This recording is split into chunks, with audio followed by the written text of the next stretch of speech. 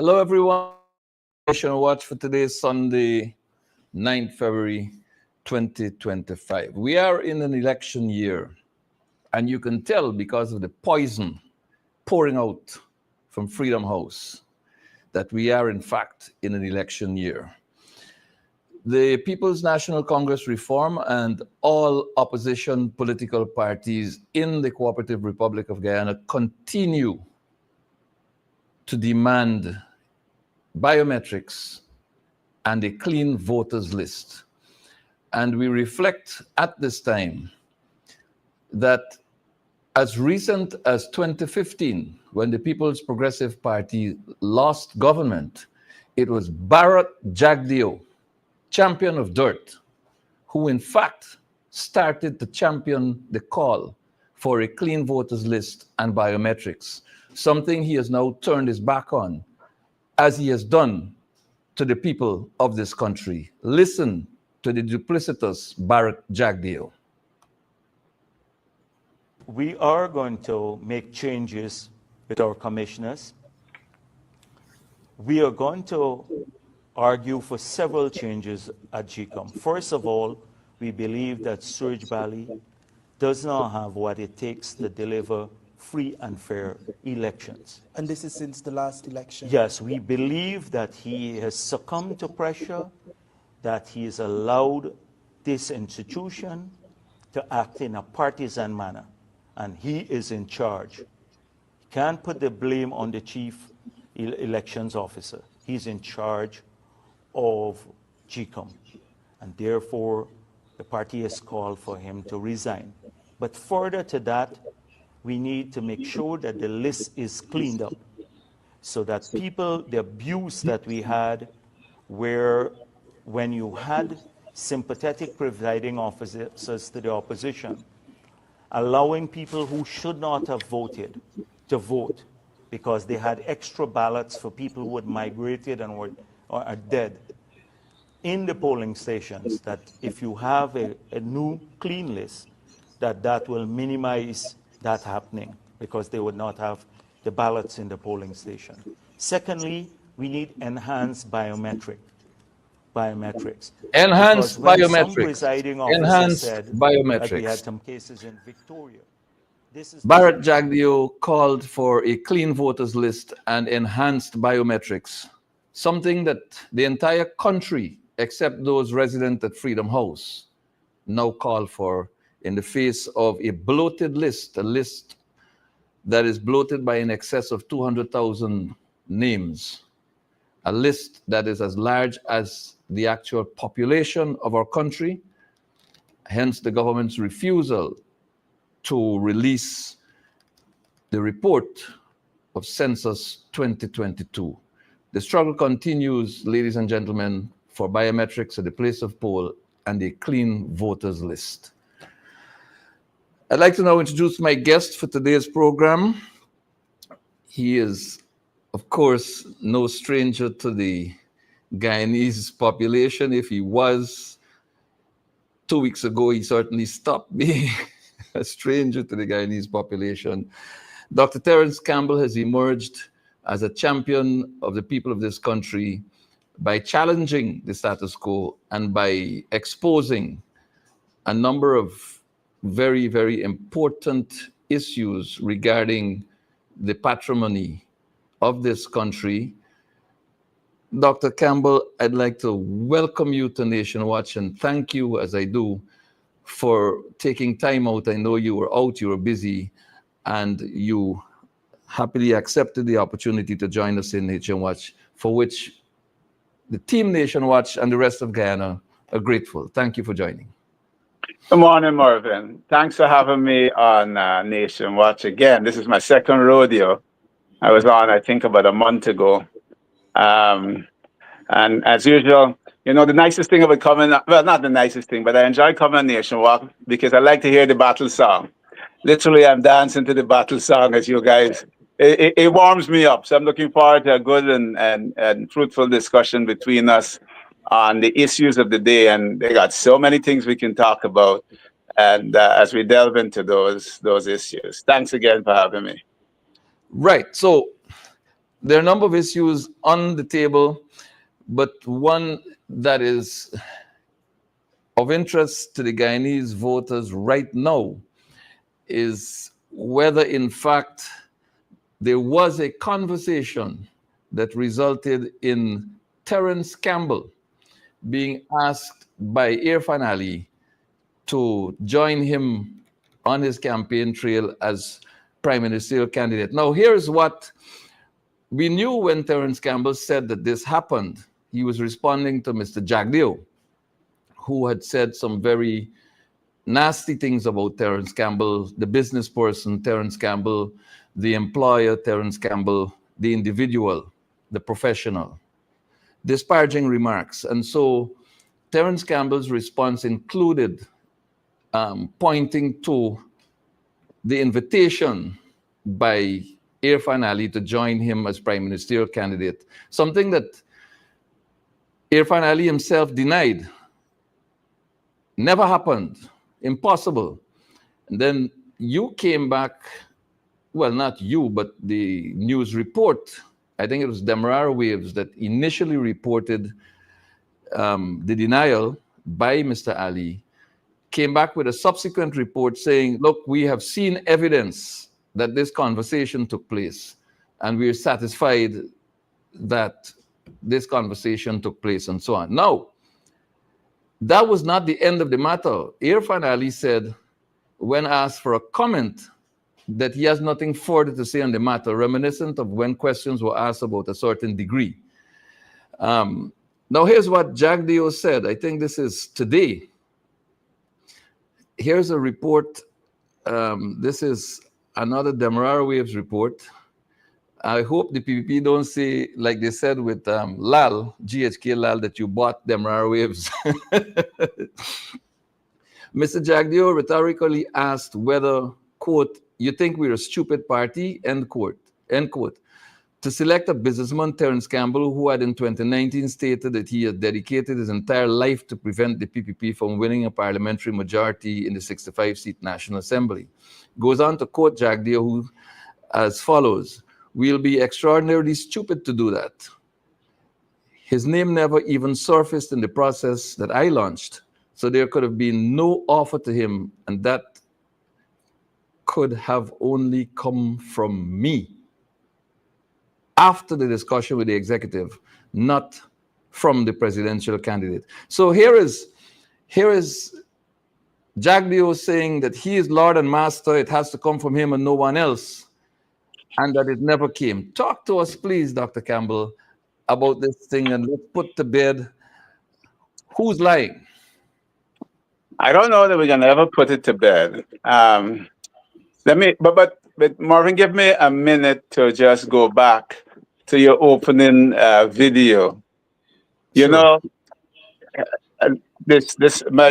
my emergence. I mean, I've been kind of below the radar publicly. I've always been commenting on matters political, but in the last 2 months, there's been virtually daily battles taking place, and it was over the NRF. And I think a comment that I made in the public domain said that Mr. Jagdeo had a genetic predisposition for eating his cake and having it. And it would be remiss of me with that opening video that you put out there on the biometric situation, not to highlight to viewers that I was not wrong. But I don't want to have a distraction over whether I am making racist comments, because I was not. So I will say Mr. Jagdeo has a penchant for eating his cake and having it. And here yet again, I think I highlighted about 3 things. I think it was renegotiation, fossil fuels, and what was the third one? I don't remember. Oh, the renegotiation. Right. Fossil fuels, and there was a third one. I can't even remember now. So much been going on. But the point here is another case of Mr. Jagdeo calling for biometrics in 2015, coming to power again in 2020. But once he is in power, biometrics was no longer important. And so there's been no movement on biometrics. Let me add my voice to that of the entire opposition in saying it is absolutely important for this next election to be free and fair and produce a credible result. So now to the question of the prime ministerial issue. If Terrance Campbell does not speak an idle word in the public domain, if you and I are having a private conversation, Mervyn, I might explore possibilities for which I don't have concrete evidence. But once I speak in the public domain, I have concrete evidence. And Mr. Jagdeo has nuanced this last response because indeed the conversation took place before my declaration in January 2019 that the reason I was joining ANOG was to ensure that the PPP did not return to power. I said that in 2019, and I say it today. I would not like to see Barrett Jagdeo back in power again. But that was not said. That was said after the offer was made. The discussions were had. And when we look at Mr. Jagdeo's actions, since he has returned to power, anybody in this country would understand why I took the position that I would put my efforts towards ensuring he did not return to power. I'm sorry I didn't put more efforts into it, but just ANOG was not the correct vehicle.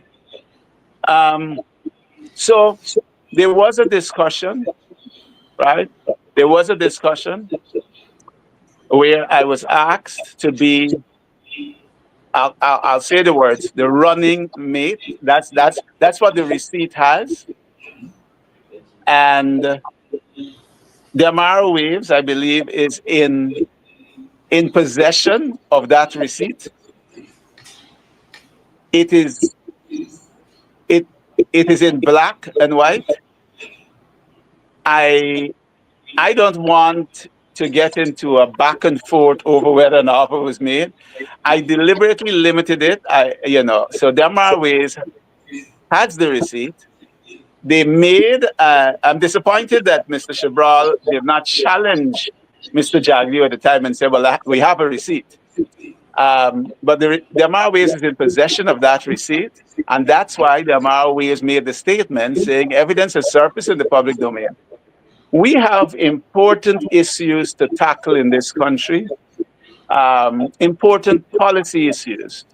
I don't want to further distract discussions and focus on those policy issues as well as issues like the weaponization of private groups and the police against those in the opposition ranks. Those are the important things, the NRF, the agriculture sector, the health sector, the education sector. I want to focus on those issues. But I will say this, Mervyn. In order to avoid a back and forth over the prime ministerial issue, I'm saying, without fear of contradiction, and a discussion was had. During the discussion, I said, I am not interested. I'm interested in constitutional reform. That there is a receipt. That was a discussion prior to the comment that Mr. Jagdeo likes to refer to, where I said that I want to prevent the PPP returning to power. There was a discussion prior to that. And the receipt is from March of 2020 in the immediate aftermath of the election. That receipt is in the possession of the Amaro Waves. I want us to focus on the issues. However, and I'm throwing this down to Mr. Jagdeo, because I am not afraid, as one lawyer said to me, he said, Terrance, being put in handcuffs and taken through the court, right, is an honor for somebody who might be entering the political domain. That is a badge of honor. So I don't care all the threats that Mr. Jagdeo is issuing, right? He can issue as many threats as he wants. I am saying to him, I am leaving that matter to rest. If he wants to continue on that subject, I'm challenging him. I will say where I was when I was visited, and I was visited like Nicodemus in the night.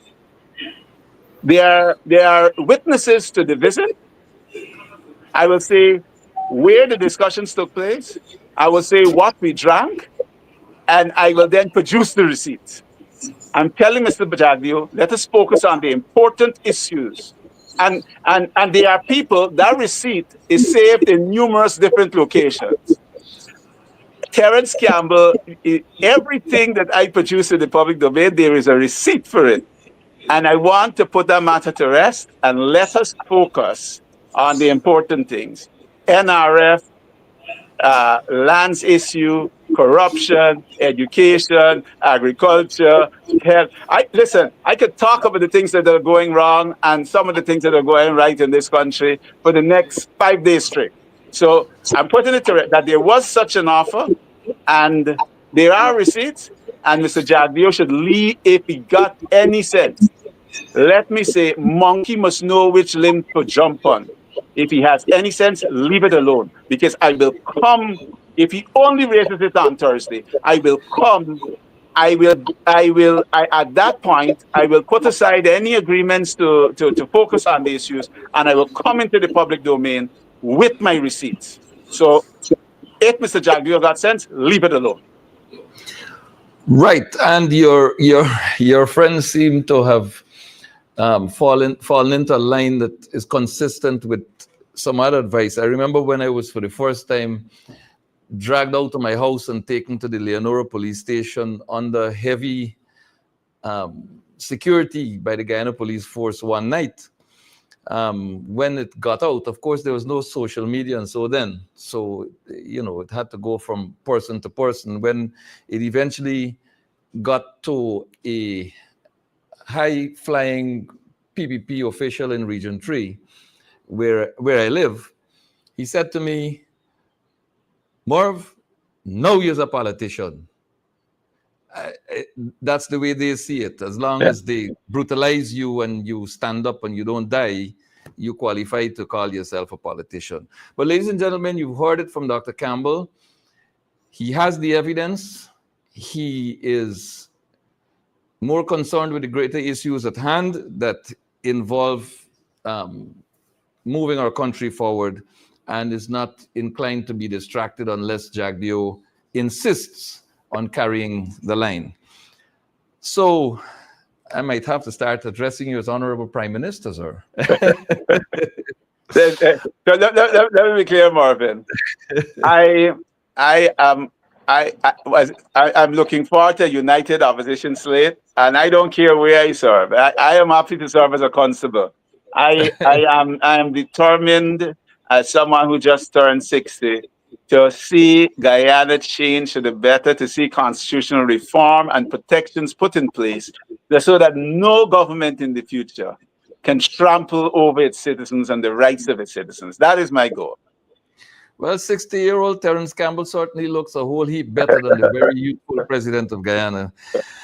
I want to move, now that we have that out of the way and citizens understand where we are on that issue and the truth about the issue, I want to move to another area, and I'm going to play another clip from Barrett Jagdeo as I introduce the next topic that we're going to have this conversation on. So we go to this. They sold us out to the foreigners. The oil companies, every time there is a find out there, our people should be sad because nothing comes our way. We're going to renegotiate those contracts because that's not what we had in mind. When we were in the early days, we were coaxing the people to go along. They came into office, 3 billion barrels of proven reserves, and then gave up a zero royalty, no taxes, no ring fencing. Right. Nothing comes to us. They sold out, meaning the AP and UAFC coalition sold out to the investors. And he's talking here, ladies and gentlemen, about oil. The People's Progressive Party came to government. We are still not sure whether they came to government by legitimate means, but there was a declaration that was inconsistent with the recount, but it is what it is. And they have now turned about face when it comes to this commitment to renegotiating. And they have, in fact, themselves decided to put their hands in the cookie jar instead of what they accused others of doing, selling out the country's patrimony. So, Dr. Campbell, comment for us, please, if you will, on the question of the position taken by Jagdeo and the PPP pre-2020 and what's happening now in the particular sector. Mr. Jagdeo has the ability to speak with passion on both sides of the coin. As you pointed out in that little clip, he was all for renegotiating the contract. And he raises issues like no taxes, zero royalty, ring fencing, and so on. None of that has changed. He didn't consider ring fencing for the last 5 years, and it's becoming a kind of a moot issue at this point. I would say that Jagdeo lacks the sophistication to deal with this, to deal with Exxon. And every day, Mervyn, I've been a businessman. My professional life started 40 years ago. I've been a businessman for about 37 years. And every single day, contracts are renegotiated. You don't have to have a big shout about it. And sometimes you can look. I personally believe that there is a way to renegotiate the contract that would be revenue neutral even to Exxon. And it's from the tax angle. I think, but it would require a lot of research on Exxon, where they're headquartered, how they do the tax dodging. And globally, a lot of countries signed on to a minimum tax of 15%. So even some of those havens where Exxon would traditionally park, the last I remember, they run a company out of the Netherlands that's then owned by a company out of the Bahamas. But even the Bahamas has signed on, the last I checked, to this global minimum tax of 15%. We must ask ourselves, why should if and when the Bahamas implements that tax, why should the Bahamas be getting taxes on Guyanese oil and we're not getting it ourselves here? Right. I believe that there is a way for those who are sophisticated enough financially to sit down with Exxon quietly in a room and extract benefits from Exxon that are really revenue neutral to them, but would be a loss in some other jurisdiction. So in other words, there might be a way to finesse something where Exxon doesn't lose any money, some other jurisdiction that will perhaps end up getting taxes off of Guyana's oil, and bring that money home. There are ways to go about renegotiation, and that's only one possibility. I just throw that out as a possibility, but there are numerous other parts. But they will take research, and they require sophistication, financial sophistication, which Bharat Jagdeo does not possess. Right, and you have been identified and you have accepted to serve as the opposition representative on the investment committee dealing with revenues flowing from the oil sector. You have come out and you have said very clearly that, well, first of all, this committee, I believe, was aborted out of the repeal and replacement of the Sovereign Wealth Fund, that legislation, the Natural Resources Fund, it's called, I believe. And so lots of oversight bodies were thrown by the wayside in the replacement legislation. And this investment committee emerged as what ought to be the leading decision making body in the entire process. As you have labeled it, in your estimation, you said publicly that it's nothing but a rubber stamp. And that is where a lot of things started to fall out from the woodwork in this country as far as Guyana's financial management and economy are concerned. Talk to us a little bit, Dr. Campbell, about the investment committee, what you understand the role of that committee to be, and what it's actually being handcuffed to do. So generally, a sovereign wealth fund, usually it's natural resource revenues that are invested to provide for economic stability and future generations. In the news recently, there was a report on the dividends from the Norway's fund, massive. I think it was 200 and something billion. I don't remember the exact figure. So basically, you're investing your money. You know, in more sophisticated financial jurisdictions, people work. There are no pension schemes. Essentially, people work. They save their money and put it into mutual funds and so on. And then when they retire, that fund provides for them. They draw down, and those funds provide an income for them until they transition, until they pass. Essentially, the sovereign wealth fund is quite similar. It's about us taking the revenues from the oil sector, investing it prudently, so that it can provide for future generations, and in that it can provide some economic stability. Because our country has known economic difficult economic cycles. So those funds will then help to smooth out some of those cycles. Guyana was unique in the sense that we do have, and I agree with the PPP government, that we do have some needs right now. We need to build up on human capacity, and we need to build up on some infrastructure. That does not mean we must spend everything that we get. Some needs to be invested. The PPP has gone, in my opinion, they have gone too far in the legislation and the amendment to the schedules of the NRF Act that permits them to withdraw currently as much as 95% of what is earned. And I think it's only a shame that they didn't take 100. What that does is effectively leave the investment committee without any work to do, because the act says that the core fund, so they're not allowed to take out any interest that's generated from the fund. So that core fund that's building up has to be over 500 million before you can even look for higher yielding investment. But there is another caveat. That core fund must exceed 3 times what has been approved by the legislature for withdrawal in the previous year. Guyana will be plans to withdraw about 2.4, 2.5 billion in 2025.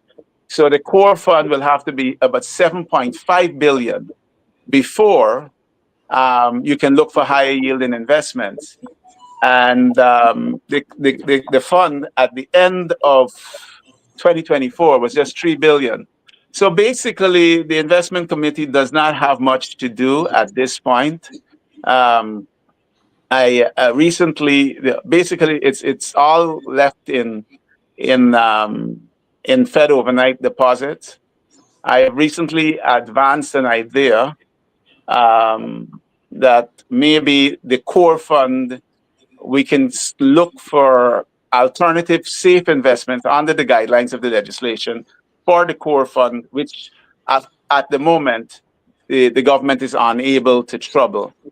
But my big issue I recognize that I have no power over the legislature, and I can't tell the legislature that they can't withdraw 95%. My big issue was not that. My big issue is that once you withdraw that 95%, you must say what you're spending it on. It must not just be thrown into the consolidated fund, commingle with everything else to finance, birthday parties and Christmas parties and new Fortunas and so on. I want to know, and the people of Guyana want to know, from the time we realized that we were blessed with this oil find. Everyone in the country, every Guyanese, both locally and in the diaspora, has been concerned that those about the use, how we're going to use those funds, how we're going to invest them, and so on. And so, to satisfy the demands of our citizens, we ought to tell them, this is the money that we got from our oil resources, and this is how we plan to use it. And then we should report, this is how we have used it. And it's on this issue that the PPP government is terribly resistant, and it has led all the way down the road to even to the point of false allegations being made against me of threatening people to kill them and so on. All because the PPP government absolutely refuses to account for the use of our oil money.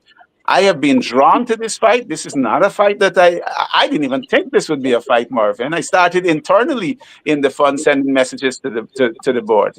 But this is a fight that I've been drawn to, and it's a fight that I will not give up. Let me tell you that I have engaged senior counsel, local and overseas, and I'm hoping that before the end of this week, that a matter challenging the government on the use of the NRF funds will be filed. And amongst the things that we are praying for in our petition is for the government to account for the use of every single cent that they have withdrawn from the fund. So they should be well aware that if they lose that case, they're going to have to account for every single cent that they spent. I'm coming right back to that. But before we explore that a little bit more, Dr. Campbell, I believe the marked difference between the coalition's approach to managing this fund and the PPPs is that the coalition made it clear that they were going to use a project-by-project approach in terms of utilization of resources from this fund, so that you had project-specific financing. And the things that you have just spoken about, what we're going to use it for, have we used it for that? What are the outcomes in terms of beneficiaries and value for money would have been obvious. But taking the money and putting it into the consolidated fund, recognizing that the oil revenue is what, 91% of national revenues, you don't get a real sense of what the non-oil sector is really funding. And you don't get a sense of how this oil money is being spent on people development. The leader of the opposition has often said, we want to see revenues from oil hitting people's tables, solving the problems of poverty. It's not happening. Do you believe that if we return to this project-specific financing approach, that we will get the best value from the oil revenues? Let me say, and I've spoken about this previously, I have a slightly different approach that I think might be better. I've spoken about this, and I'll take the opportunity. I've been talking about this, I think, since as far back as 2017. Mm-hmm. And I remember in about 2018 or 2019, with a senior minister of the coalition government saying that I hadn't read, we were at a dinner in Washington, D.C. I said I had not read the old act. And because I figured if the government ever changed, they were going to repeal that act. And I think what we need to do is sit down as a nation, the PPP included. We need to be matured. This is not about us. This is about the country. Sit down as a nation and agree on an approach, whether it's a project approach or whatever approach we come up with. What are acceptable rates of depletion for the fund, bearing in mind that we have certain urgent needs of people development, and the opposition leader speaks often of people-centric development, and I support him on that, because I think development is mostly about people rather than buildings and roads. People first, buildings and roads and infrastructure come second. So I think we need to sit down as a nation, again, the PPP included, and arrive at whatever the approach is. And project-centered approach is not bad, but let's all sit down, talk. Let's agree acceptable rates of depletion for the fund. Let us look at the management of the fund and how much diversity we have, because as it is, especially on the board level, imagine, on the board level, I think it's 5, I don't remember, and the accounting and oversight committee, and then you have the investment committee, and of all of those, there's just one opposition representative stuck way down in the investment committee. I think we need to have a more diverse board, where we bring, once we've agreed on the approach, we must have a more diverse board. And once we've concretized that rates of depletion, areas for investment, how are we going to account for the funds, whether how are we going to withdraw the funds, project-centered or not, how are we going to account, transparency, application of Santiago principles, and then, Mervyn, it has to be embedded in the Constitution. Precisely. We cannot have this government or any government arbitrarily changing anything. Right, using our oil revenues and any other natural resource revenues as a political slush fund. And this is something I've been arguing for since I'm on record at the Turkantine talks, saying this NRF must be embedded into the Constitution. We cannot afford for if it is that Guyana encounters a problem that requires a change in the depletion, go to Parliament, get widespread acceptance, and then you make that adjustment. But this situation where the PPP could come in, change it, say we're going to take 80% out, and then those guys start enjoying the money flowing like water. The Essequibo during, when the water is rushing and they're enjoying themselves so much, and they say, no, come back, but we want 9 to 5. Actually, I believe in the discussions, they probably say we want 100, but somebody said, man, we can't do that. So that's a step too far.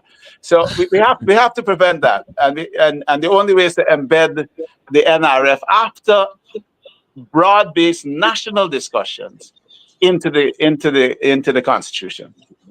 Right, you're a step ahead of me, because I have a note here that says infrastructure versus people development, and you've already dealt with that. People come first. Yes, people must come first, and they focus on infrastructure, and when one understands that there's almost zero accountability in spending on public infrastructure and where that is going, it is painful for that 48% who in Guyana live on $5 per day or less. But I want to come right back to that lawsuit. 1 second before we go to the lawsuit, just to add to the infrastructure, I doubt that we have the absorptive capacity for the amount of money that's being spent on infrastructure. They're giving every Tom, Dick, and Mervyn a contract to build a road, and those guys don't know anything about building roads and so on, and so money is being wasted essentially. I mean, I was traveling, I forget which road recently that had been done, and it's already breaking up. And this is a story straight across the country, just as we talk about roads. And really and truly, we cannot afford to go on like this. We're really wasting the national patrimony. So again, if we have a national discussion, then we can talk about absorptive capacity and pacing of infrastructure development, so that whatever we do it properly and it will last a long time. The lawsuit, Dr. Campbell. Yeah. Now, what are the chances? Well, let me rephrase that. What becomes of the lawsuit after a change in government coming in 2025? This is the government of Guyana that is being taken to court. The government will change this year. It must. Yes, it will.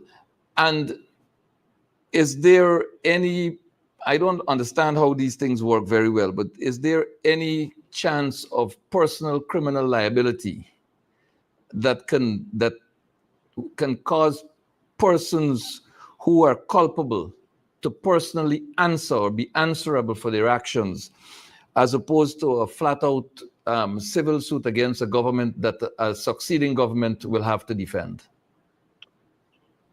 Marvin, I've been told that because, let me put it out here now. I was advised as I was flying from Georgetown to the USA that the next move of the government is that on my return, Soku was going to be arresting me for money laundering and tax evasion. It's amusing because they're not going to find anything on me, money laundering and tax evasion. Tax evasion is something that Barra Jagdeo, because of a waiver. And the interesting thing, I'm diverting a little bit, I'll come back to the question. Sure. The interesting thing about that waiver is that when I was getting ready to write that waiver, the discussions were with Winston Brassington and Mr. Devendras Kisoon, attorney at law of London House Chambers. Mr. Brassington is a senior financial advisor to the government, has always been to the PPP government for decades, and is I think the main player behind the energy project. And so many other and so many. And Mr. Devendra Kisoon is a well-known, highly accomplished lawyer. They're both friends of mine, who represented the PPP in the election matters. So they were part and parcel of this discussion about applying for the waiver because 100 million had been paid. And now Mr. Jagdeo is unconcerned that his own legal counsel, PPP legal counsel, and his own financial advisor are part of this and waives the same thing and says tax evasion. The reason I bring this up is that you're asking me to discuss criminal liability when the government changes. I already got I was talking about being embedded in the suit. Hold on. I already got a false allegation. I already got threats of Soku and coming after me, which I'm told I've been advised will not happen. And so for me to speak to that is for them to resurrect some other agency that, against me. But so let me get to it. The thing about criminal liability, and I think I've addressed this in the public domain, in my exchanges with Ashni Singh, where, and it's strange, Mr. Jagdeo and Mr. Singh, they're cheerleaders for each other. Each one of them says, one says I got an ass whooping, the other one says I got a schoolyard something. Those guys cheer each other on. I raised about 5 issues about Ashni Singh, starting from the time he was at the Auditor General, starting with the whole issue with Yesu Prasad and the concessions at Sonata, moving through when the court ruled that he had spent money illegally, and all the way to the budget when last minute, I understand, under pressure from private sector, they reduced the higher rate, 40 to 35 for personal taxation. So they give more to the rich than they gave to the poor. Yes. In that exchange, I pointed out that Mr. Singh, he calls me Mr. Campbell, so I refer to him as Mr. Singh. Mr. Singh is now the minister in the office of the president with responsibility for finance and public service. That was no accident. That was to shield him. Yep. That was to shield him from potential criminal liability. So I don't think that there will be any criminal liability that will attach if this lawsuit is successful, simply because the guys have orchestrated the whole appointments under the ministry, orchestrated in such a way that the president, Is the minister. who is immune from criminal and civil suit, is actually the Minister of Finance. Whether they can be civil suits, potentially they can be civil suits. And this was my message to the board, because remember I sit on the investment committee, and I said to the message I sent to the board is, look, you guys are directors, and whether it's in a company or the board of the NRF or board of Central Housing and Planning Authority, you have fiduciary responsibilities. And if the Act says that this is how spending is to take place, national development priorities and in relation to emergent special projects following natural disasters, and you do not take reasonable steps to ensure that that is what happens, then I think civil liability can be attached to board members and others who have oversight of the fund. Yeah, I know there is a particular bit of legislation with which I'm fairly familiar. That is the National Insurance and Social Security Act. There are provisions in there for directors and officers of corporations to be held personally liable for certain things. So hence my question. Right, and some companies, Mervyn, well, some directors in international practice, some people not come on your board unless they're protected by D&O liability cover. In other words, the company has to buy director and officer liability cover before they would even touch your board, because they understand that their responsibilities come in there. So to the extent that members of the board of the NRF, and it's not exclusive to members of the board, but to the extent that members of the board of the NRF continue to sign off on withdrawals that are not in accordance with the Act, civil liability, I believe, in my opinion, civil liability can be attached to them.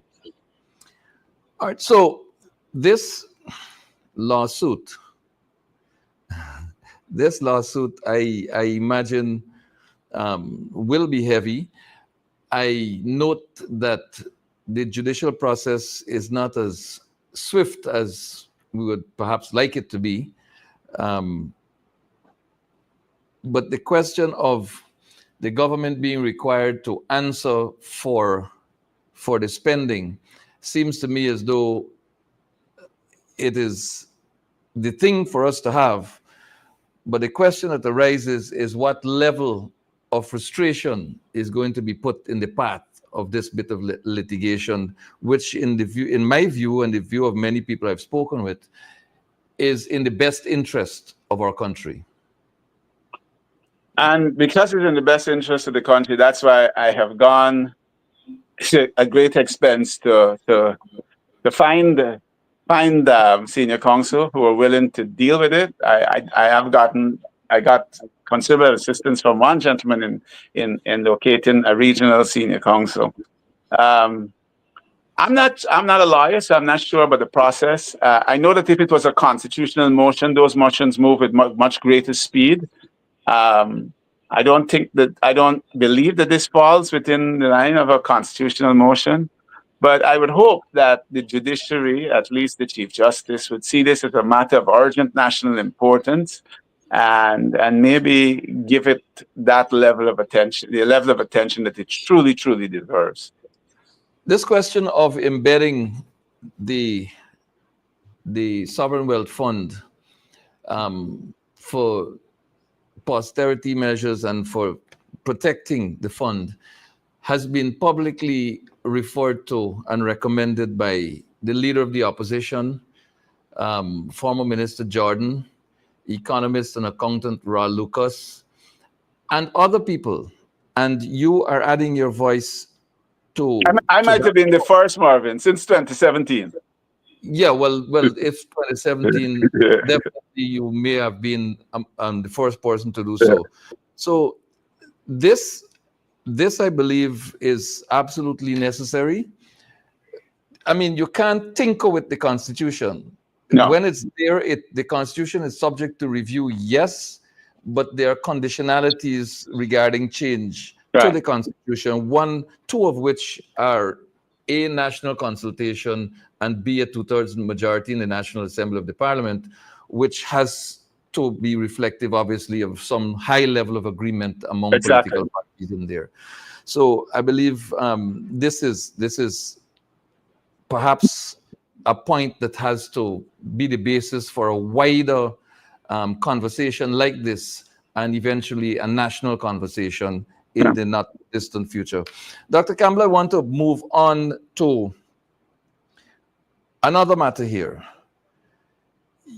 You,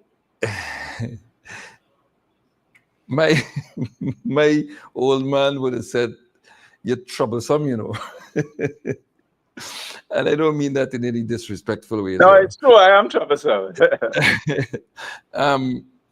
You have requested an investigation at the level of the United States Department of Justice regarding the sale and acquisition of a property in New York, in the US. I believe that is reported, among other places, is reported in Stabrook News of February 3, 2025. That report names Sherwin Greaves, CEO of the Central Housing and Planning Authority, as he then was. He has since resigned. A number of things have popped up. Since this issue was raised, Greaves has resigned. There's a particular piece of this report which says here, he alleged that the sale of the home was facilitated by a close family member of controversial businessman Ed Ahmad, and asked the Department of Justice, that's DOJ, to investigate the seeming quid pro quo for favors to be granted in Guyana in violation of the FCPA. Quote, violations of the FCPA are usually treated seriously by the DOJ, and I'm hoping they will investigate, Campbell told Stabrook News yesterday when contacted. Quote, it appears that the property was purchased without a mortgage. If that is the case, then questions of corruption and money laundering arise, end quote. Ladies and gentlemen, this is a newspaper report that I'm referring to. I'm not making this up. So I don't think question of, well, let me move on. So Dr. Campbell, you have produced evidential material supporting this request for investigation. Since then, not only has this gentleman resigned, but in a report today, I'm looking for it here. It's a report that was done by Travis Chase. I believe it's the Nightly News outfit. Breaking news. FBI agents reportedly raided the home of convicted Guyanese fraudster Ed Ahmad in Queens, New York on Saturday. Over 500 ounces of gold, a quantity of cash and other documents were allegedly removed from the home by the feds, sources related to Nightly News. So here it is. This story is really, really exploding. Talk to us a bit about what motivated the call for the investigation, because this is really a national issue being taken on by a single individual in the interest of a country. What drove you, sir? I am a businessman who has had to crawl tooth and nail over 40 years in Guyana. There are many times that I've been frustrated. In fact, frustration is how I became a friend of the current president. Central Housing, the folks there used to frustrate me terribly. I wouldn't pay any bribes, and on occasion I had to reach out to him and he would remove the bottlenecks that I was facing. No quid pro quos. So I have an anti-corruption passion. The several of the businesses that I've dealt with over the years, Dairy Queen, Federal Express, we are subject to the Foreign Corrupt Practices Act, so I'm well aware of that act, how to report, what it requires, and so on. And lastly, as I look, and I make no bones about this, as I look at the sheriff group in Guyana, I see, listen, Mervyn, I applied for permission to put up a building at Sue's Dyke by the junction. It took me 1 year to get an approval. And the things I see sheriff building left, right, and center, I mean, they got to have some kind of connection. But for some reason, the wheels of the bureaucracy are well greased.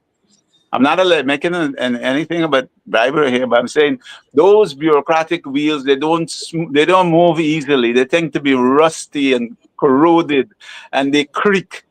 But And when it comes, these don't squeak.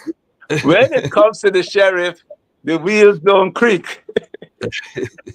So, I believe that there is an unfair advantage. Last week, as it was from Mr. Hughes that I first became aware of the transaction between Ed and Sherwin, and I spoke about it. But I had been under attack before by the Guyana Daily News. Guyana Daily News is a vicious online supporter of the PPP government. Vicious. And Mr. Hughes we had researched them early in the week to file an action for defamation against the Guyana Daily News for releasing tax information with an intent to humiliate. So I knew that the Guyana Daily News was a company that had been registered and owned by Mr. Sharif Ahmad, who is the father of Mr. Amir Ahmad and the brother of Mr. Ed Ahmad. Mm-hmm. So last week, yesterday, the previous Saturday, I was angered by the transaction between Ed and Sherwin because it was further evidence in the public domain about dealings that I felt were not above board between the sheriff group and the and various bureaucrats. And I will say this, that I also believe that the sheriff group, I know for sure that Mr. Amir Ahmad, from historical evidence that I have, has been close to police commissioners in the past. And I rather suspect that his closeness continues to this day. Having said that, I made a number of posts as people close to me, I go manic. And so I made a number of posts that Saturday morning, Saturday the 1st of April, about Ed Ahmad. I called on the Ministry of Agriculture as well to answer.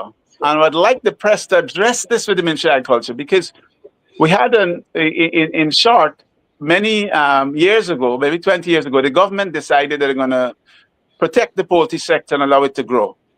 That poultry sector was hit by inclusion body hepatitis. The government came up with a good policy of importing chicken, because the chicken is the main staple, main meat, main protein in Guyana, that they were going to import chicken, but they were going to give the chicken to the farmers to sell to their customers so they could still make some money while we're dealing with inclusion body hepatitis.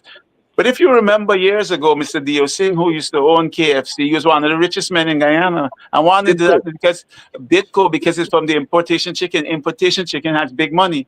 In short order, I understand, and I've asked the ministry to advise whether this is true, that the majority of the imported chicken is being sent to the sheriff group. They have a meat center somewhere up at Diamond or somewhere. I do not know if this is true, but I called for that investigation last week, Saturday. I also called for the resignation of Vice President Jagdeo. And so I was on a rampage. I left and I was at home. I left and I went out and to the launching of Miss Simona Brooms's movement. And when I got back, I think they believe I wasn't alone at home. But I had my daughter who was visiting for the first time, she and her husband visiting for the first time in 8 years, and my 2-year-old grandson visiting Guyana for the first time. So I spent most of the time with them in the house. And so we're sitting down chatting, and I look at my phone and I see an allegation from Mr. Amir Ahmad that I called him and threatened him, called him racist names, and threatened to kill him. Mervyn, I say it here and I say it anywhere, and there are many people who testify that I do not use that word, and I ban anybody around me from using that word, including Indo-Guyanese. Even Indo-Guyanese can't use that word around me, right? And they will testify that this goes back decades. That's not the language that I would use. I am told in a message that even pro-PPP people said Terrance does not speak like that. Good. Once I saw that, I'm very familiar with the FCPA. I got mad because the Guyana Daily News has taken over from Live in Guyana, Mervyn. But they are worse in their attacks. And the reason is they got money, Ahmad money behind them. And immediately I sat right there at my dining table while I'm chatting with my daughter, and I fired that report off to the Department of Justice. I did, in my earlier posts, say that I did tag the US Embassy and say you should look into this as a FCPA violation. But once I realized that they were going to try to frame me, I fired it off immediately. And let me tell you, my understanding. So you asked earlier about the Soku story. In that report, I made mention that the vice president is a friend of Ed Ahmad. And therein apparently lies the reason that Soku will be set on Campbell, because he dared to mention the vice president's name in a report filed to the DOJ. So if Soku comes after me, I want the entire nation to know that the real reason is because Campbell mentioned Vice President Jack Dio's name as a friend of Ed Ahmad in his report to the DOJ. That is the reason. But you also provided photographic evidence of closeness. I did. I sent my report. I have seen and I have heard I've seen the Travis Chase report, and I have heard, and I believe that it should not end there. I believe that the entire sheriff group, listen, there is an attempt, Mervyn, to separate Amir Ahmad and his father from Ed Ahmad. It may be that there is a falling out in the family, maybe. But it may also be a strategy to separate assets so that when the feds come to make those assets under Amir and his dad untouchable. I'm warning the Ahmads to leave me alone, because the feds have something named RICO for racketeers. This is what they went after the mafia with. And I consider them virtually a mafia. And I am prepared to take this further. They will be well advised to leave me alone. I have walked the straight and narrow in business in Guyana for 40 years of my professional life. They are well advised, leave Terrance Campbell alone. It could get much worse. The Daily News, Dr. Campbell, before the exposure, they had as their part of their display, part of their it's still, I think it's still there. The PPP that it has changed. I'm advised that it's changed. I have a screenshot. Yeah. I had screenshotted before. Mervyn, let me tell you, Terrance Campbell keeps receipts. If you go to my page, you'll see I made a post today. You will see there's a screenshot with the Guyana Daily News and that PPP banner that they had. I keep receipts. I do not play. But let me say something. What happened is that Guyana Daily News is normally owned by Sharif Ahmad. The company has been. This is a company that they will attack you for taxes. Say who is a tax evader and who's not. That company has never filed any annual returns, as far as I know, and was struck off the register in 2019. But on their Facebook page, they are saying paid advertisement, which means they are in business. They are collecting money, right? But nothing has been filed with the registry of deeds, and I doubt that anything has been filed with the with the GRA. I don't know. I don't go asking for people's tax information.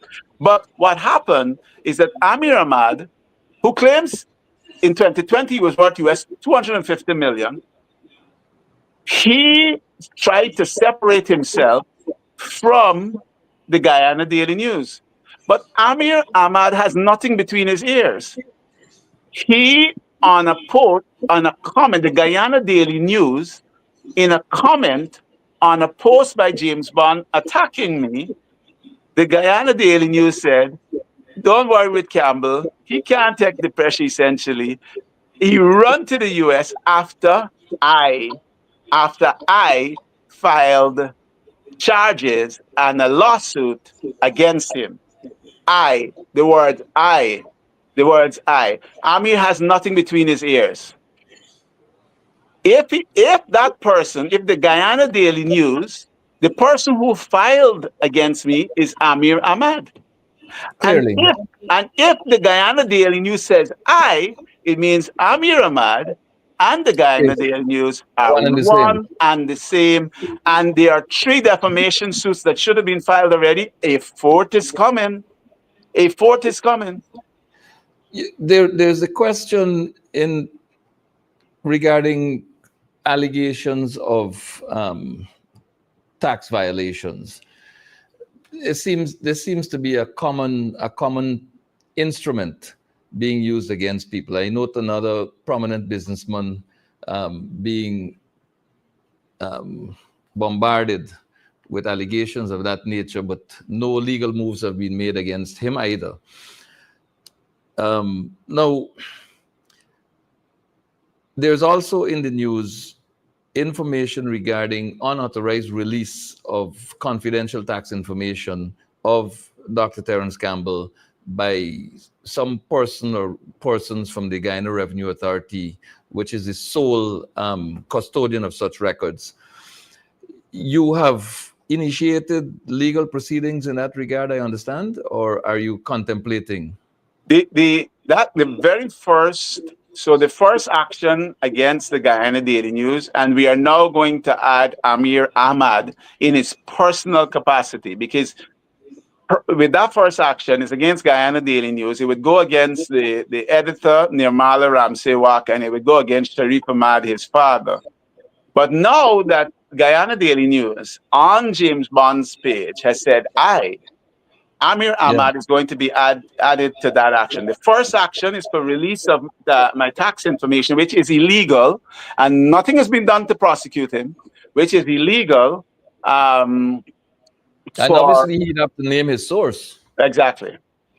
Then the second actions are going to be from posts that he made last week, with the allegations that I called him and threaten him.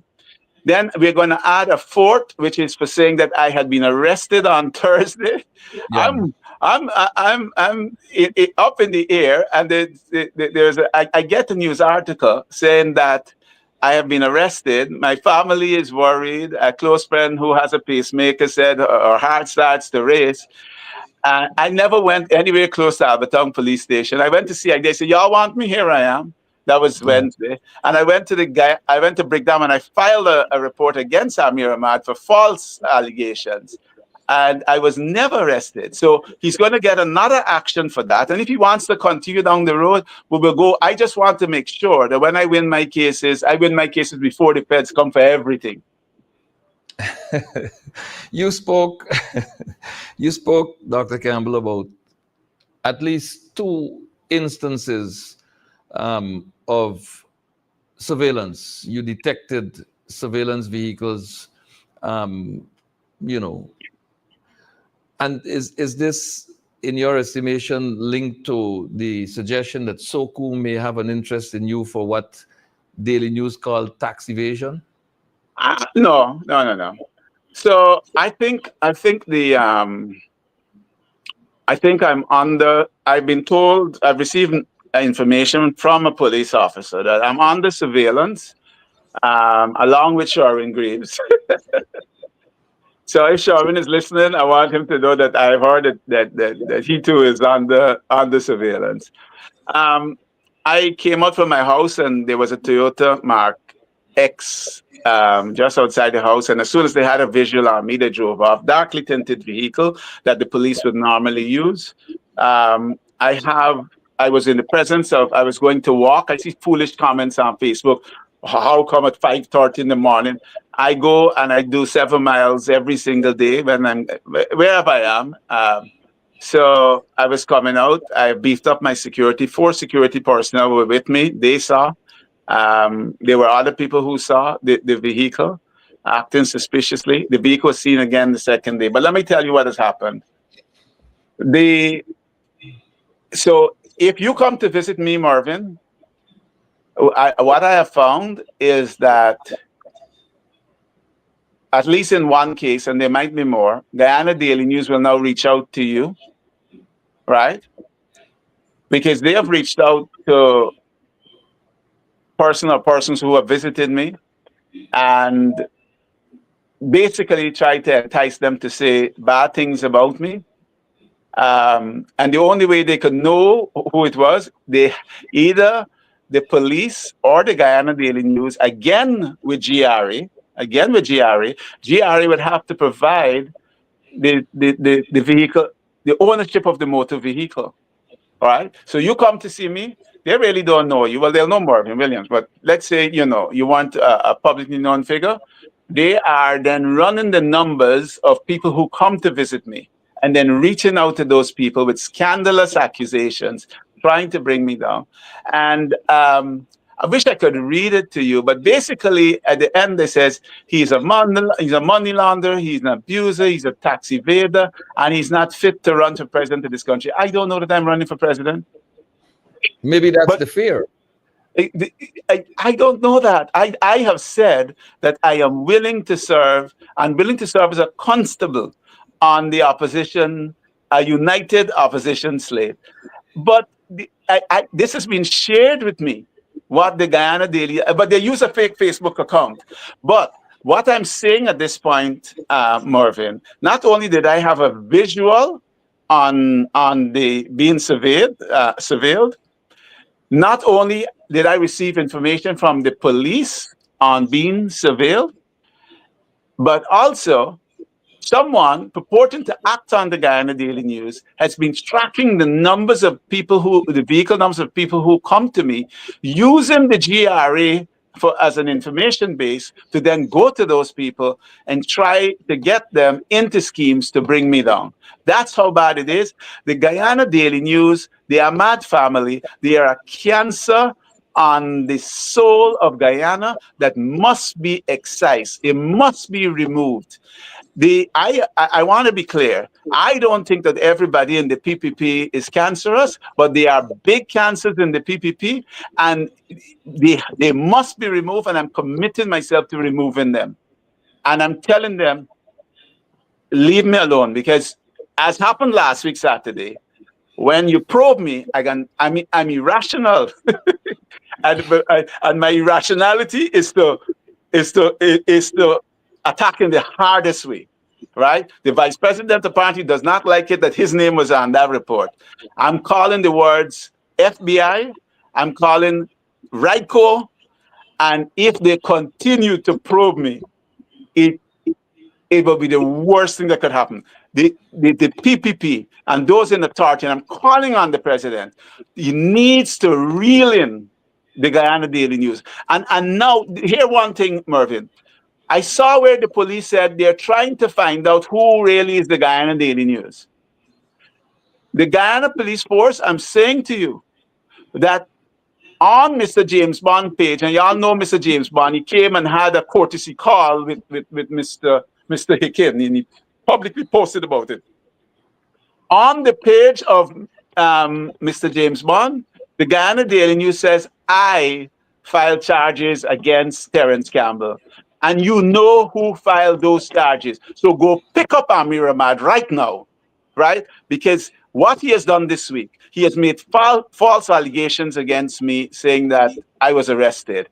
He has sent the poor and underprivileged of Guyana down to and I hold no brief for the Mohammeds, but he sent them down to have those poor people lining up from early in the morning in front of the premises of the Mohammeds.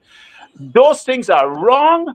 And I'm calling on the president too, that he must ensure we now know in the public domain who is it behind the Guyana Daily News. We thought it was Sharif, but Amir has admitted that he is the person behind the Guyana Daily News. And so now he said, I. And so now the police have no excuse to go pick him up, but they won't pick him up because I believe the police are in the pocket of Amir Ahmad. Well, there was a person, I believe, by that last name from whom the then acting police commissioner had obtained a sum of $8.5 million to finance a wedding. Is there any connection there, you think? And do you see that there may be an impediment to law enforcement having regard to a transaction of that nature? There are allegations in the public domain that suggests 8.5 million came from a source for the wedding, and what 8.5 million was passed through a senior police officer and paid over to the Guyana Pegasus for the wedding. There's a statement from the Commissioner of Police. I have read a statement, but in fact, this week I was to contact one of the attorneys in that matter to ask him to verify that statement and send it to me. Until I get that receipt verified, yes. But if those allegations are true, it points out how important it is for the Guyana Police Force to do, as they say, physician, heal thyself. It needs to disassociate. And all of this has a bearing on the false allegations that have been produced against me. And I'm telling you, it's not going to end nicely for everybody involved. I'm saying if you're in Mr. Amir Ahmad's pocket and you trouble me, I am in the US. I'm happy to meet with the FBI. I'm happy to meet with those at Homeland Security and those who issue sanctions.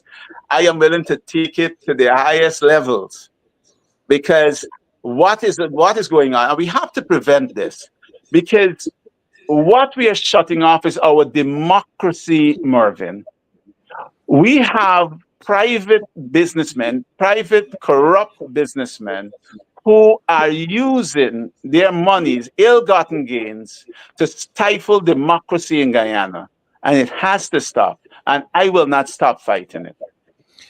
I want to rephrase what I said about the statement. There's a statement out there purportedly issued by the acting Commissioner of Police, as he was then. As he then was, That statement has never been refuted by the holder of that office, who has since been confirmed. That statement was never denied.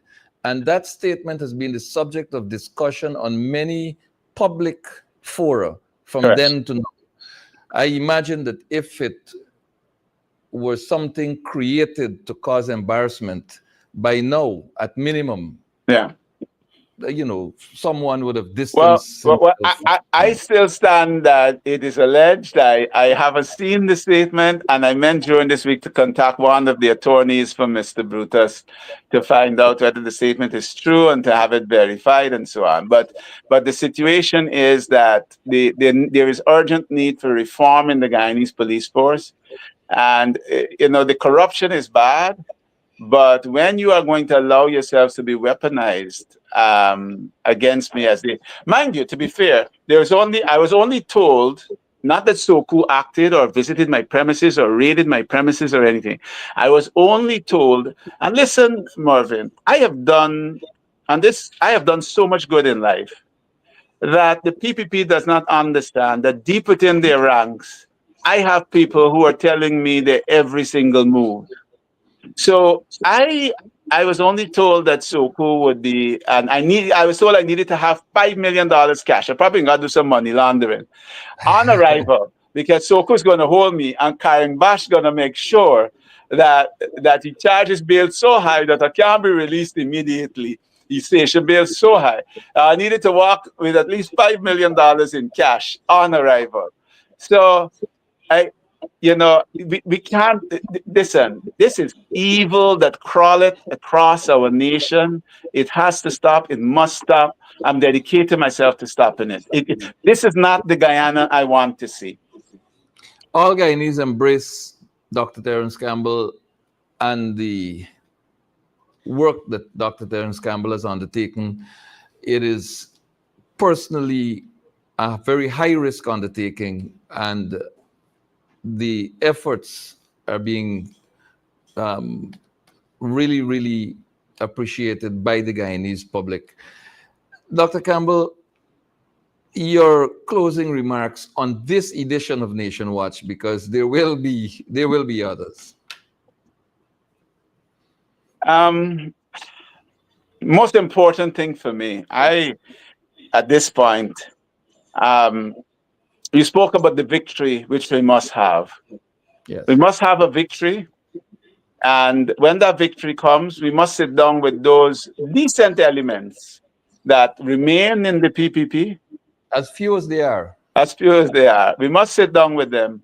And we must have a national discussion as to how, look at the challenges that Guyana has encountered since our independence in 1966. And determine what kind of constitutional arrangements will help us to overcome those challenges. What kind of constitution will bring about greater inclusiveness? But before we get there, it's about unity within the party. And I addressed this previously. We must have unity within the party and within the opposition ranks, because that victory to my mind is going to be difficult without unity. If we are divided, the PPP will be stronger. But if we are unified, I see a great likelihood of victory. And with that victory, then our first actions must be to create new arrangements for the governance of Guyana, for transparency, for accountability, for inclusiveness, for everybody to have a seat at the table. And so that is my ultimate goal. My ultimate goal, it's not about the Ahmads. They're just an obstacle along the way to the goal. But the goal is about a different Guyana, a Guyana where all can feel happy, where all ethnicities, where we can rebuild pride. I was out at a Jamaican restaurant last night, and the manager, one of my friends, had on his Jamaican flag and so on. We want to build a Guyana where people are proud that they are Guyanese. We want to build a Guyana where no longer people want to migrate, but people want to return. And these things are possible, I want to see them in my lifetime. I hope I got at least another 20, 25 years. So I want to see them in my lifetime. And that's what I'm working towards. And I'm sure, Mervyn, that's your goal. And that's the goal of the PNC reform. That's the goal. I know for sure that's the goal of my brother and friend, Nigel Hughes, for too long. Since 1980, we were classmates. We argued every day, Mervyn, in class over these things. And we will work to make these things happen. But I want to see unity in the opposition ranks, and then unity in the nation. A more inclusive, a more tolerant, a more compassionate Guyana. A Guyana we can be proud of. Like you, Dr. Campbell, I am proud of my country, but I'm sorely disappointed in the government that runs it. Thank you very much, sir, for joining me on Nation Watch for this edition.